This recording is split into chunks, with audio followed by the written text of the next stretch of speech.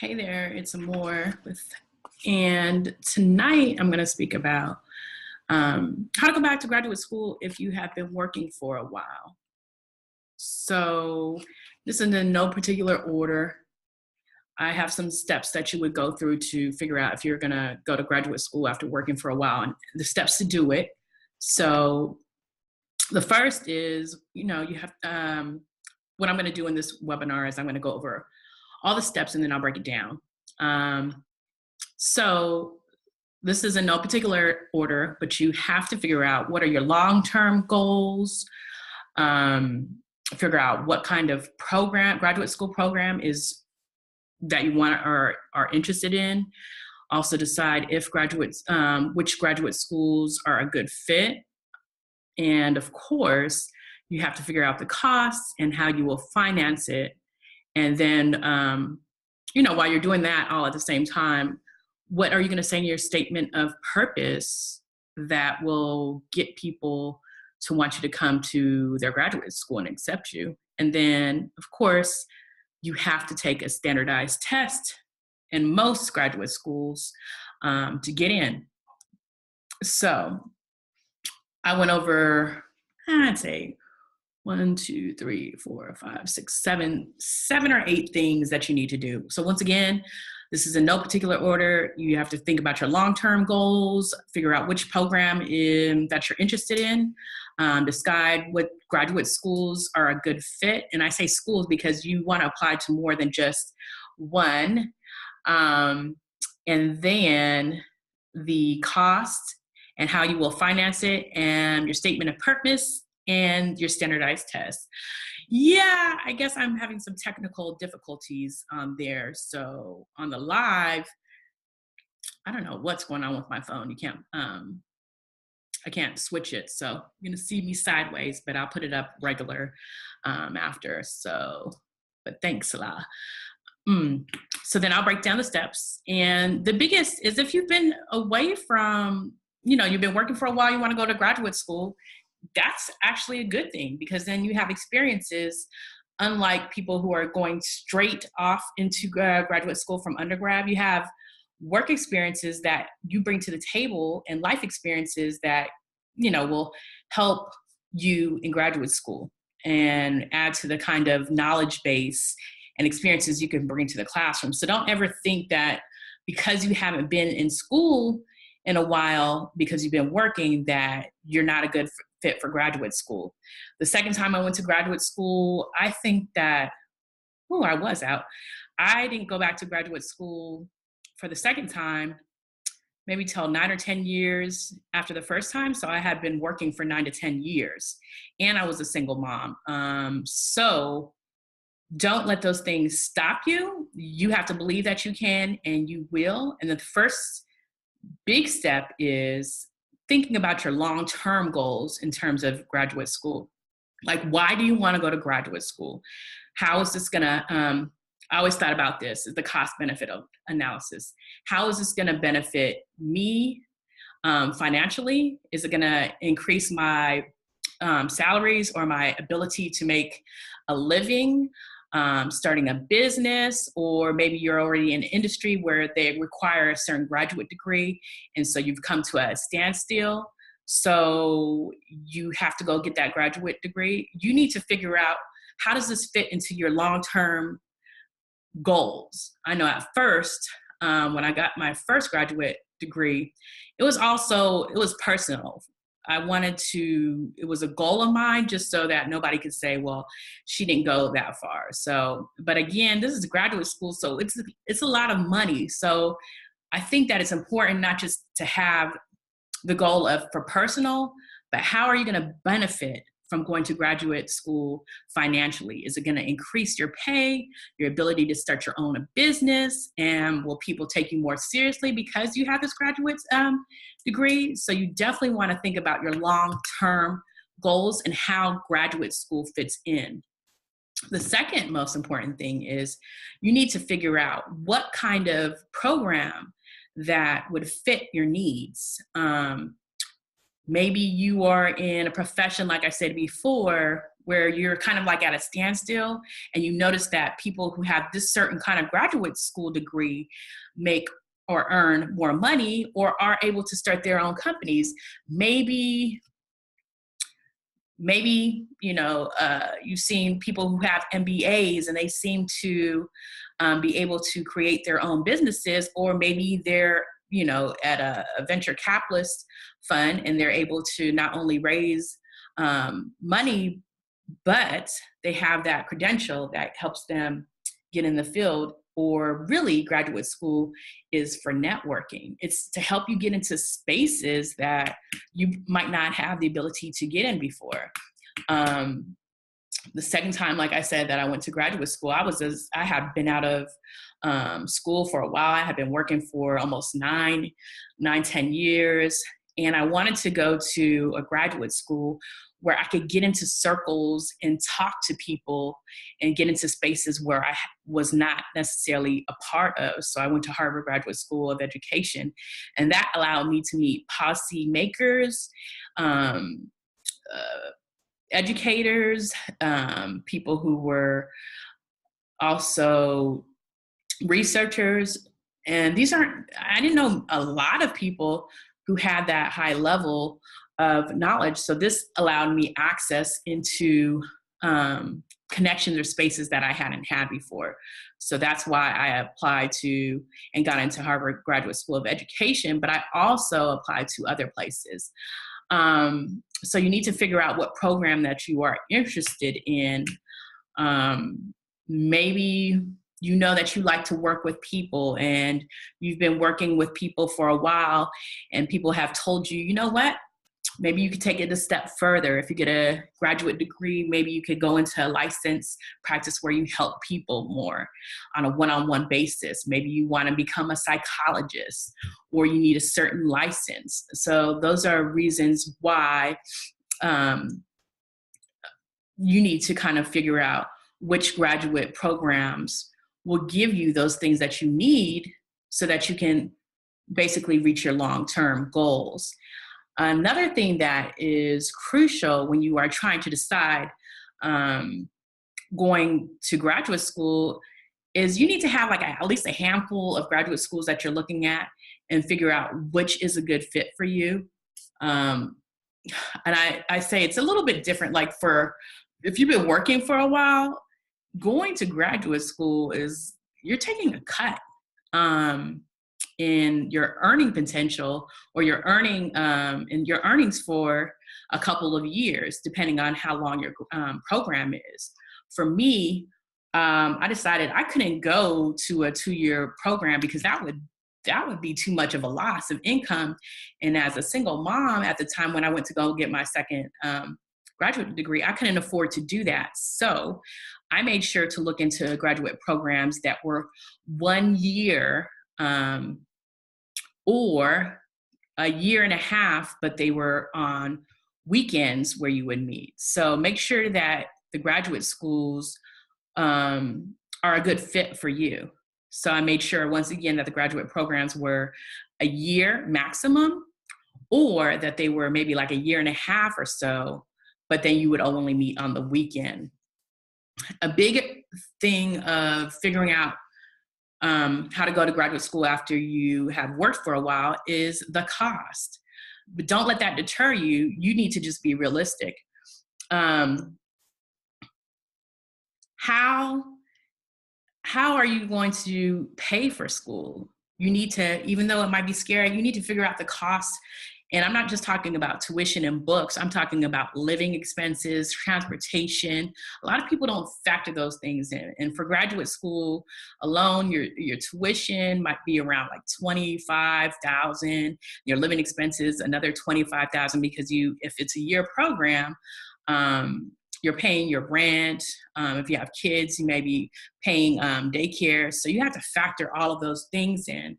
And one of the things that I did after working for a while and I was a mother was I figured out the costs, and then I figured out how much I had to save and like I said before, I knew I was only going to go to a year-long program because that's all that I could afford. So I actually prepped for going for graduate school for at least a year. I don't think you should just say, oh, all of a sudden and you're working, you're like, I want to go to graduate school. Take a year or two to prep for it, because you want to save money so you don't have to take out necessarily loans. You can also network to get scholarships, find out what programs they have for maybe older students that are going back. Use this. The first time I went to graduate school, I went straight from undergrad, so I think I was the second youngest. And then the second time I went to graduate school, I was one of the oldest. And at that time, I think I was around 32. So, just find out what programs that they have for you as a student and what you need. So for me, I was looking for if there were other mothers, did they have associations for students of color? Do they have associations for, people who are going into ed policy? You want to see if they have associations, what kind of events do they have for you to network? Because all I could think about is, yes, you're paying this money to go to graduate school and you're learning knowledge, but how are you going to leverage that knowledge and network to, go to where you want to go to? The next thing is you're going to have to figure out, beyond the cost of, how will you finance that? You probably will take out loans. If not, you need to save up for a while. Some people do GoFundMe. You could do that. Or actually, if you are working at a job, sometimes they have tuition reimbursement if you're getting a degree or you're taking courses that can help you with your job skills. So don't forget to look at, if you're working, do they have tuition reimbursement? And does the graduate program that you're trying to go to, does it help enhance your skills as an employee? So you're definitely going to look at loans. You're going to look at plus loans, and you're going to look at your savings. I did a combination of different things: scholarships, loans, grants. I did work study. What else did I do? Graduate fellowships. You can do a whole lot of things to finance your graduate school. And once again, since it's shorter than undergrad, it can be doable, especially if it's a year. Again, maximum 2 years. And then sometimes they have programs that are a year and a half that you go to on the weekend. The next thing that you are or should figure out is, what are you going to say to tell your story? What are you going to say to tell your story? What do you bring to the table when you are applying to graduate school? How are you different than other applicants? Like, what do you bring to the table? How are you going to add to that graduate school atmosphere in terms of intellectual knowledge and experience that can help all of the students and the network of your graduate school grow? Because it's not just about going to school to get your degree. It's about networking and learning the skills that you need so that you can get to the point of where you are reaching your dreams and your goals. So what are you going to say in your statement of purpose? What is your story? Think about that. And I would suggest that you write down a couple of stories, that encompass who you are. And can you do that within a page? And you can probably be creative now, especially with video and technology these days. You don't necessarily have to stick to just writing. Maybe you want to do a video.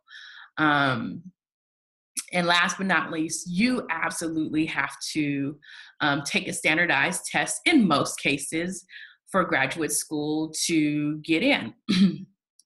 I think there's a couple of graduate schools where you don't have to. So they might take your work experience in lieu of a standardized test. And, but like I said before, I wouldn't just jump into going to graduate school, take a year or two to prep. I studied for over a year for my GRE, and I'd study about an hour every night. And then I practice for 2 to 3 hours every weekend, so that when I actually took the test, it was no big deal because I had been used to taking it all along.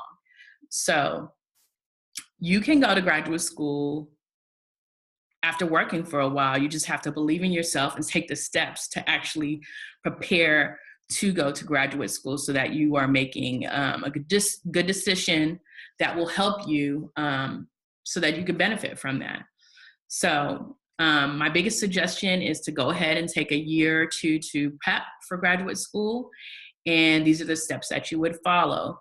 You would figure out your long-term goals, figure out the program that you want to apply to, or the programs, because you want to apply to more than just 2 or 3.